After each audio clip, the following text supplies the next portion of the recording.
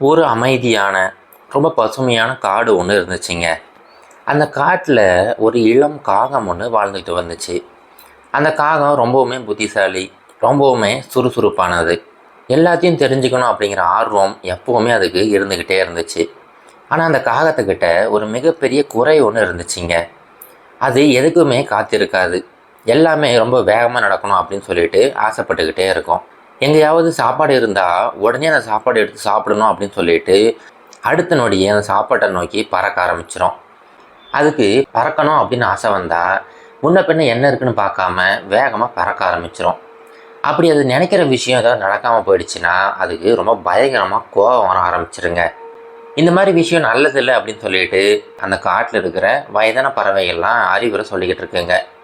நல்ல விஷயங்கள் நடக்கிறதுக்கு கொஞ்சம் நேரம் எடுக்கும், அதனால் அந்த ஞானத்தை நீ புரிஞ்சுக்கணும், காத்திருக்கிறது உண்மையிலே ஒரு வலிமையான செயல் அப்படின்னு சொல்லிட்டு இந்த காகத்துக்கு எவ்வளவோ அறிவுரை சொல்லிக்கிட்டே இருக்குங்க. ஆனால் அந்த காகம் இதெல்லாம் கேட்டு சிரிச்சுக்கிட்டே இருக்கும். வேகமாக செயல்பட முடியும் போது ஏன் தேவையில்லாமல் காத்திருக்கணும் அப்படின்னு சொல்லிட்டு ரொம்ப ஏளனமாக அவங்களுடைய அறிவுரைகளை இந்த காகம் சொல்லிக்கிட்டே இருக்கும். இந்த அவசர புத்தியினால் இந்த காகம் பல பாடங்களை கற்றுக்கிச்சிங்க. அதில் முதல் பாடம் என்னன்னு பார்க்கலாம். ஒரு கோடை காலத்தில் மதிய நேரம் ஒரு விவசாயி தரையில் புதிய விதைகளை தூவுறதை அந்த காகம் பார்க்குது. உடனே அந்த காகத்துக்கு இது உணவு அப்படிங்கிற மகிழ்ச்சியில் ரொம்ப சத்தமாக கத்த ஆரம்பிச்சிருச்சு. ஆனால் அந்த விவசாயி அங்கேயே நடமாடிக்கிட்டு இருந்தார். மற்ற பறவைகள் எல்லாமே மரக்கிளையில் உட்காந்துக்கிட்டு ரொம்ப அமைதியாக கவனிச்சிக்கிட்டு இருந்துங்க. அவர் போகிற வரைக்கும் பொறுமையாக இருப்போம் அப்படின்னு சொல்லிட்டு ஒரு சிட்டுக்குருவி காத்துக்கிட்டு இருந்துச்சு. ஆனால் அந்த காகம் அப்படியே கீழே பறந்து வந்துச்சு. அந்த விதைகளை சாப்பிட தொடங்குச்சு. உடனே தபார்னு ஒரு சத்தம். அந்த விவசாயி காகத்தை துரத்தி ஓடி வந்துக்கிட்டு இருந்தார்.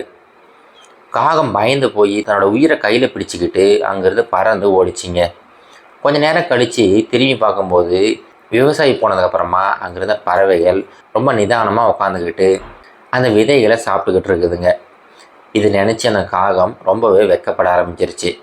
நான் மட்டும் கொஞ்சம் நேரம் அமைதியாக இருந்திருந்தேன் அப்படின்னா நானும் நிம்மதியாக சாப்பிட்ருக்கலாமே அப்படின்னு சொல்லிட்டு வருத்தப்பட ஆரம்பிச்சிச்சு. அதே மாதிரி இன்னும் கொஞ்சம் நாட்கள் கழித்து ஒரு குளத்தில் கொஞ்சம் சாப்பாடு அந்த தண்ணியில் மிதந்துக்கிட்டு இருக்கிறத அந்த காகம் பார்க்குது. உடனே சரி சாப்பாடு கிடச்சிருச்சு அப்படிங்கிற வேகத்தில் எதையுமே யோசிக்காமல் ரொம்ப வேகமாக அந்த தண்ணியில் குதிச்சிருச்சிங்க. குதித்த வேகத்தில் தண்ணீர் முழுவதுமே இந்த காகத்தை அப்படி நனைச்சிடுச்சு. இந்த காகத்தோட சிறகுகள் முழுவதுமே ஈரமாயிடுச்சு. இப்போ இந்த காகம் அப்படி தத்தளிச்சிக்கிட்டு இருக்குது. ஒரு வழியாக போராடி கரைக்கு வந்துச்சுங்க. அப்போது அங்கே பக்கத்தில் இருந்த நாரைகள் எல்லாமே ரொம்ப அமைதியாக நின்று பார்த்துக்கிட்டு இருந்துச்சிங்க. அந்த நாரைகளுக்கும் தெரியும் அங்கே சாப்பாடு இருக்கிறது.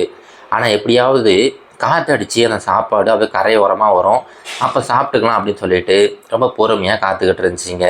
இந்த குணத்தை பார்த்ததுமே இந்த காகத்துக்கு நாம ஏன் இதை பின்பற்றாமல் விட்டுட்டோம் அப்படின்னு சொல்லிட்டு மறுபடியும் அதை நினச்சி ரொம்ப வருத்தப்பட ஆரம்பிச்சிச்சு. அப்படியே நாட்கள் கடந்து போய்கிட்டு இருக்குது.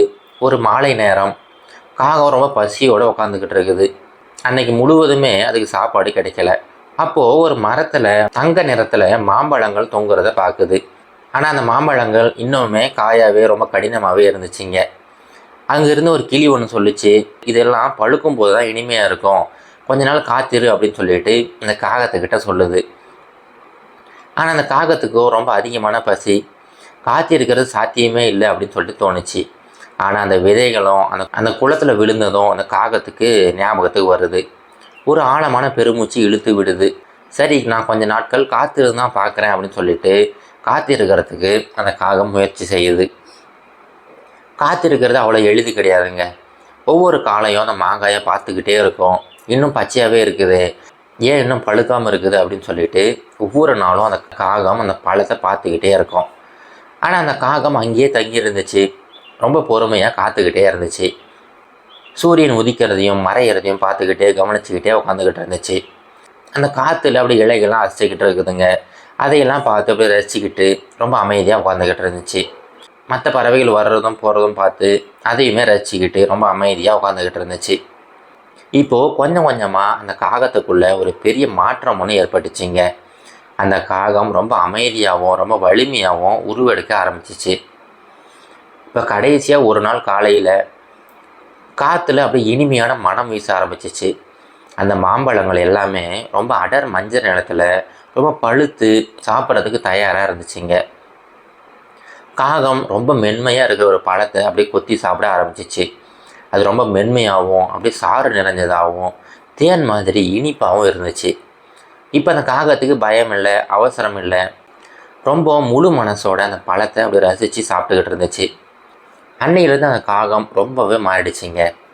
அதோடைய மாற்றத்தை பார்த்து மற்ற இளம் பறவைகள்லாம் நீங்கள் எப்படி இவ்வளோ புத்திசாலியாக இருக்கீங்க அப்படின்னு சொல்லிட்டு கேட்டுக்கிட்டே இருக்குங்க.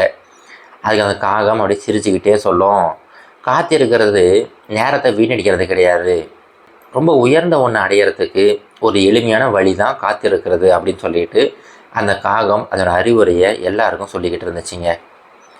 இப்போது அந்த கதையில் வந்தது போல தாங்க நம்முடைய வாழ்க்கையிலுமே நாம் எல்லா விஷயங்களும் ரொம்ப சீக்கிரமாக நடக்கணும் அப்படின்னு சொல்லிட்டு ஆசைப்பட்டுக்கிட்டே இருப்போம். இந்த அவசரத்தினால நம்ம தினம் பல இழப்புகளை சந்திக்க வேண்டியிருக்கும். உண்மையிலே நல்ல விஷயங்கள் நடக்கிறதுக்கு கொஞ்சம் டைம் எடுக்க தான் செய்யும். நீங்கள் அந்த நேரத்துக்கு கொஞ்சம் நேரம் கொடுங்க, கண்டிப்பாக எல்லாருக்குமே நல்லா நடக்கும். இது கரேஜ் டு மோட்டிவேஷன் கதைகள்.